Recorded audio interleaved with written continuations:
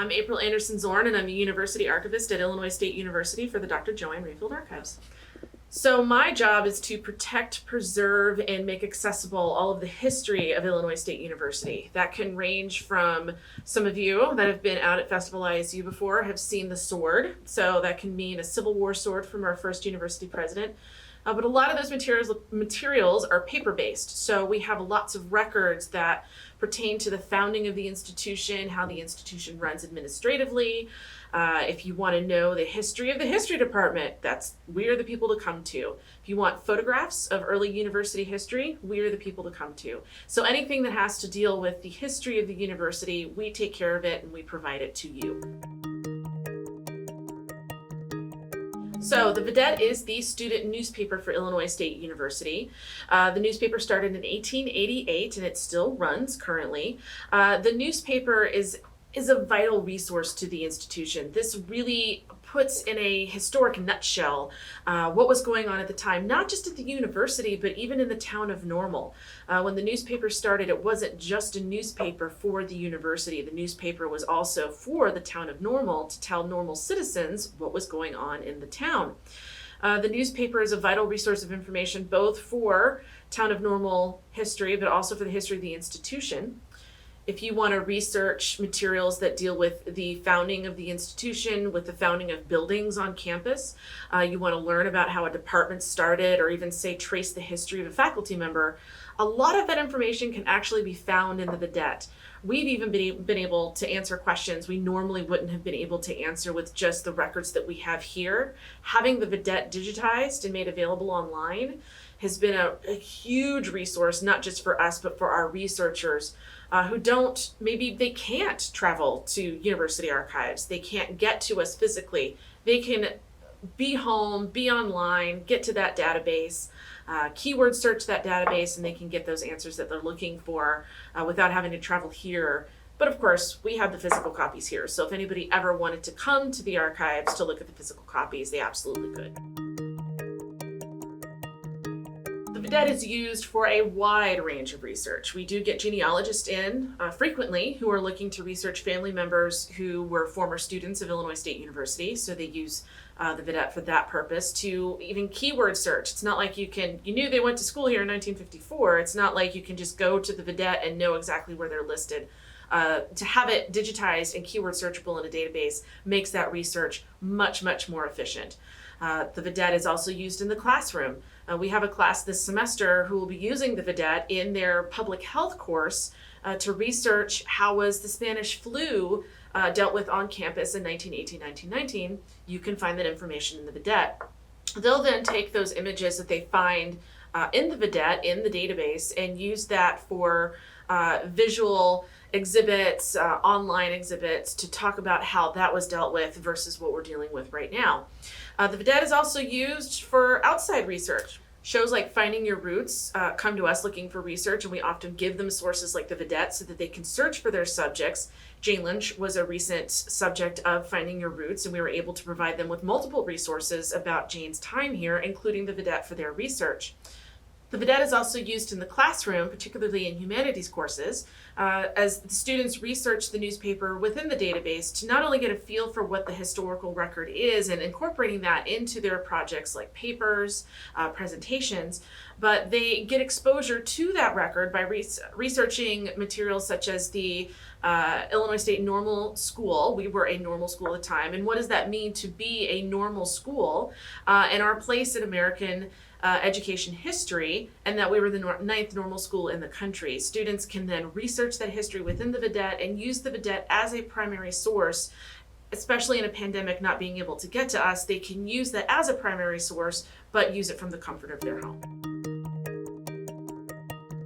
We find interesting stuff about the university's history all the time within the Vidette. With having it online, we've been able to find history we wouldn't normally have been able to find, little tidbits about our history.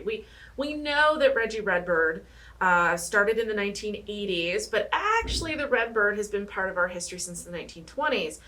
With the Vidette being online, we can get into some really nuanced research about the history of the Redbird, and actually you can see within the first decade of us being the Redbirds, not everybody on the Vidette staff at the time thought to call us the Redbirds, and we were often referred to through the Vidette as the Cardinals. So it's always fun to trace who and how and at what point did we fully become the Redbirds over time. It was a lot longer of a period of time, and that was a surprise to me to see that we were the Redbirds, but it took a while for people to really accept that we were the Redbirds and report and put that in the newspaper. Another item of interest is always war history, especially World War II. We get a lot of folks asking about World War II here at the university. What a lot of people aren't aware of is that we had a group here called the V12. The V12 was one of several groups that was sponsored by the War Department. You essentially came to the university, you were here to get an education, but when you were done, you came out as an officer and you went straight into the war and went into war service. Our group, the V12, was heavily reported on here at the university.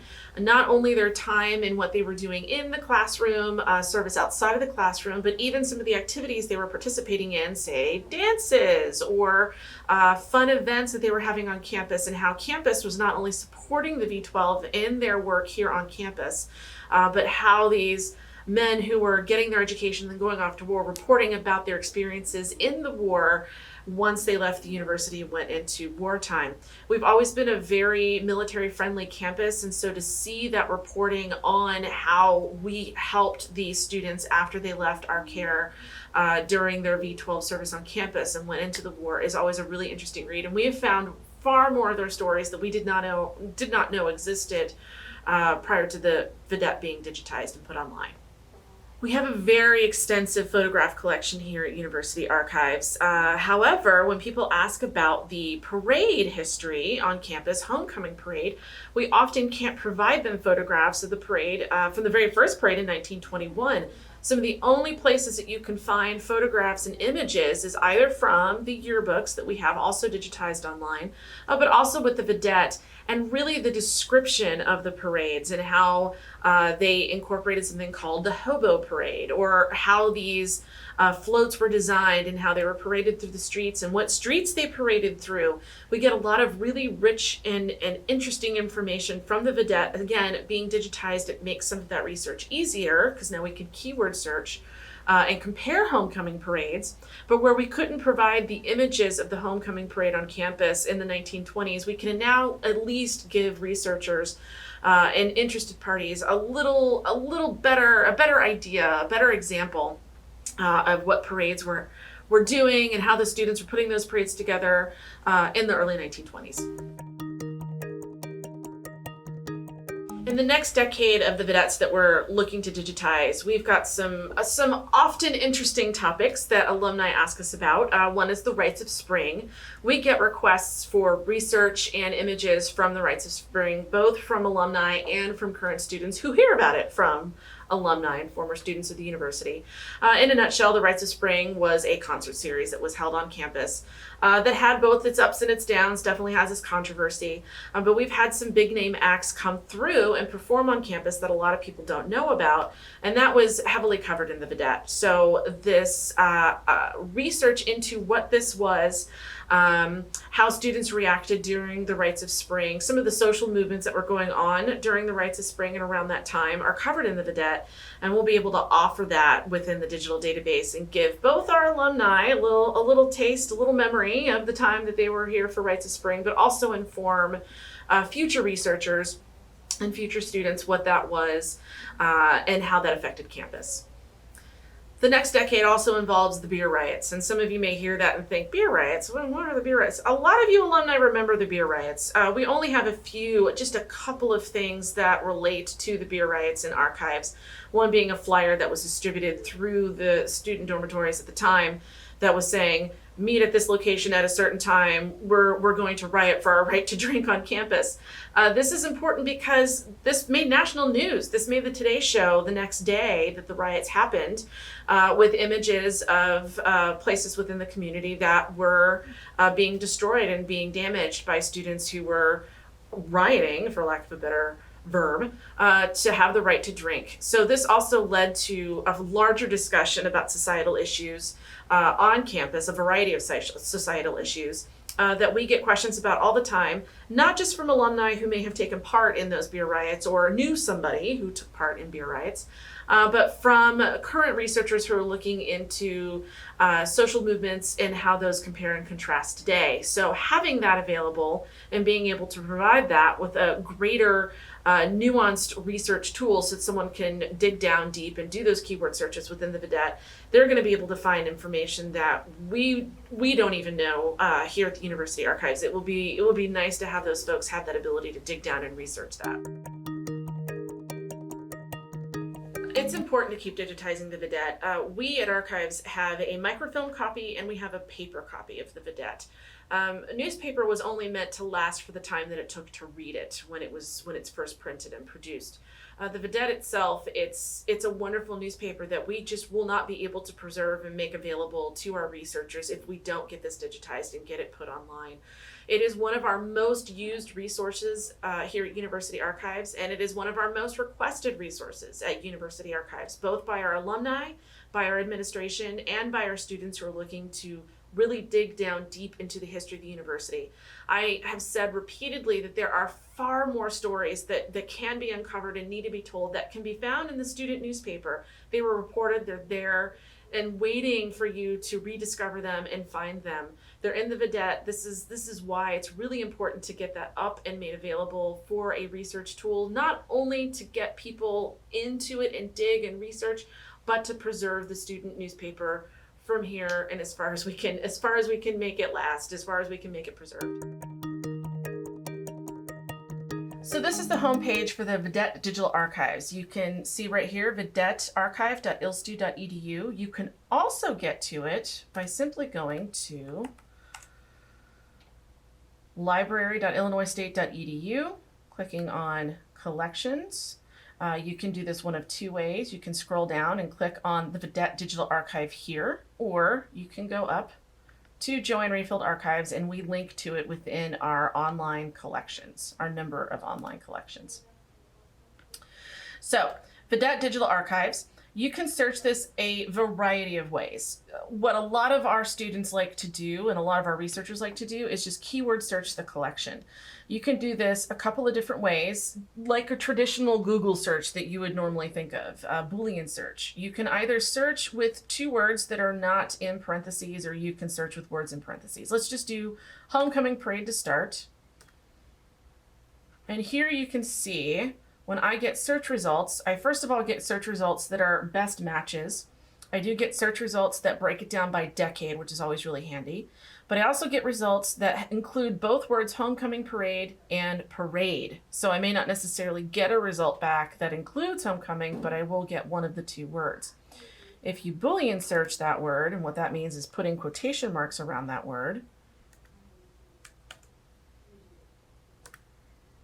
you will get results, and you'll see the results have shrunk, but I still get a whole bunch of results that include the entire phrase homecoming parade. So let's just click on one of these articles. Let's pick a fun one, 1966 maybe. Oh, library hosts tea. I think this is just appropriate. Let's take a look. I'm going to click on this page. It's slow out here. There we go. And here within this article, it not only found the newspaper that includes the phrase homecoming parade, but it also gave me the article saying library host tea. And it looks like Alpha Beta Alpha Library Honorary will hold a homecoming tea in the multipurpose room in Milner Library immediately following the homecoming parade. The database not only shows you where in the newspaper and gives you the page in the newspaper where that phrase is found, but we also make the text available on the left-hand side so that if you just want to copy and paste that text into a document, say you're taking notes, you can do that as well. You can also search the Vidette by date. So if you click on dates, you can search by a particular year. Say we'll pick 1934. At which point you can then choose month and week. Now, we do get a lot of questions when you say choose a year and you choose a month. Well, why are only some of these dates highlighted? Well, that just means that's when the paper published. The paper didn't publish every day, and sometimes it didn't publish over an entire month, maybe because the university was closed or they were in between semesters. So that's why some of these dates are blocked out. June 14th, for example, of 1934 does have a paper, so I can click into the paper and it takes me directly to that paper. At which point I can then look at the paper and see what they had to say in 1934. When I click on that paper, I do get text on the left-hand side. What I'd like to point out is that some of this is going to be incorrect, and this is where some of our text correctors come in really handy. You can see that is not how you spell band. Some of these words are not spelled correctly. This just happened because when the software that reads this text, the text is sometimes really hard to read and then translate into the typed out text. It's hard to read sometimes for the computer, so we as humans need to go back in and correct where the computer couldn't read that in its entirety. So we have people, which you can do too. You can register an account, which you can do right here. We have text correctors who go in and correct that text for us. So these are some of our top text correctors who've gone into the Vidette and been able to correct this text. We have scanned the university newspaper from 1888 to 1980, so there's plenty of newspapers here for folks to come in and help us correct that text. So we encourage anybody who's interested in helping. All you got to do is, it's completely free, just register an account. And you can become one of our top text correctors when you go into the Vidette and edit and correct this newspaper for us. Here's an example of researching with the database versus researching with the paper copy. I write these small articles for the ISU Annuitants newsletter that is a remember when type of article. So using the Vidette, or online Vidette, I'm able to keyword search. I'm able to go to specific dates of newspapers to do that research. So for example, if someone says to me, I'm really curious what was going on during February 1966, I not only can just go straight to that newspaper, very quickly see on the home page, Board of Governor passes college organization plan. I can go and very quickly copy and paste that information, whatever information I want to copy, into a document. But I can also just keyword search. We'll say Board of Regents, for example. Board of Regents.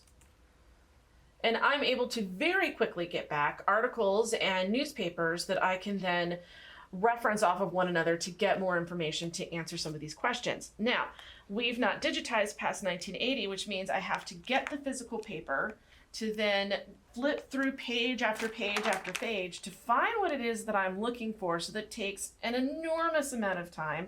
Now, I know there's some old school history researchers who are thinking I'm complaining, but time is money. So we get a lot more research done when I have more time, and our time is limited, so it's nice to have it in this form. But I can flip through the pages to find that information if I have the physical copy.